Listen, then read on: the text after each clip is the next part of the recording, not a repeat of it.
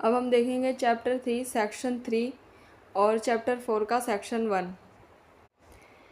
एक और जिंदगी, कृपा, सद्गुण और खुशी की जिंदगी।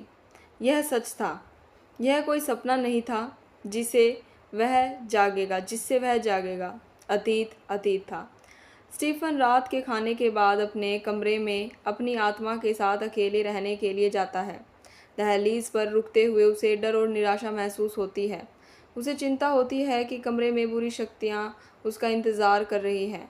अंदर जाकर उसे यह देखकर राहत मिलती है कि यह सिर्फ उसका साधारण कमरा है। स्टीफन कमज़ोर और सुन्न महसूस करता है। वह खुद स्वीकार करता है कि उसने जितने भी पाप किए हैं वे कितने भयावह हैं, और उसे आश्चर्य होता है कि भगवान ने उसे कभी अभी तक क्यों नहीं मारा। लेटते हुए स्टीफन अपनी आंखें बंद कर लेता है और उसे खरपतवार और मल से ढके एक खेत का एक भयानक सपना आता है, जहाँ 6 भयानक बकरे जैसे भूरे रंग के प्राणी हैं। अपनी पूंछों को धमकी भरे अंदाज में हिलाते हैं। वे प्राणी स्टीफन के चारों ओर छोटे छोटे घेरे बनाते हैं और समझ से बाहर शब्द बोलते हैं। इस बुरे सपने में जागते हुए स्टीफन ताज़ी हवा के लिए खिड़की खोलने के लिए पागलों की तरह दौड़ता है। उसे पता चलता है कि बारिश बंद हो चुकी है और आसमान उम्मीदों से भरा हुआ है। यह यीशु से प्रार्थना करता है, अपनी खोई हुई मासूमियत के लिए रोता है। उस शाम सड़कों पर चलते हुए स्टीफन जानता है कि उसे कबूल करना होगा। वह एक बूढ़ी महिला से पूछता है कि सबसे करीबी चैपल कहाँ है, और तुरंत वहाँ चला जाता है। वह बेसब्री से अपनी बारी का इंतज़ार करता है कन्फेशन रूम में जाने के लिए। जब अंत में स्टीफन की बारी आती है तो पादरी पूछता है कि उसने आखिरी बार कब कबूल किया था, और स्टीफन जवाब देता है कि 8 महीने हो गए हैं। वह कबूल करता है कि उसने एक महिला के साथ संबंध थे और वह केवल 16 साल का था। पादरी माफ़ी देता है और स्टीफन कृपा से भरा हुआ घर लौटता है। वह सो जाता है। उस अगले दिन वह खुद को अपने सहपाठियों के साथ वेदी पर पाता है और संस्कार प्राप्त करता है।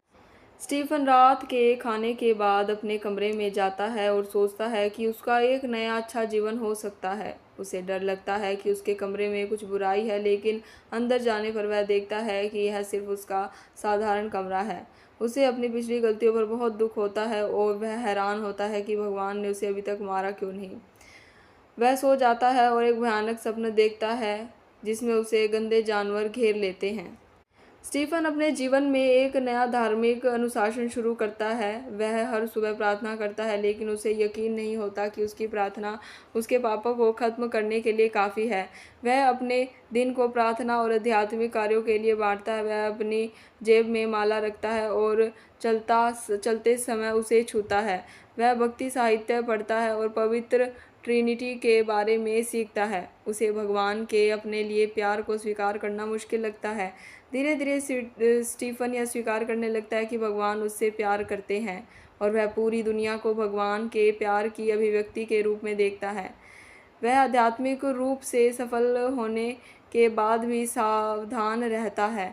वह महिलाओं के साथ आंखें मिलाने से बचता है और अपनी गंध की भावना को कष्ट देने के लिए खराब गंध सूंघता है।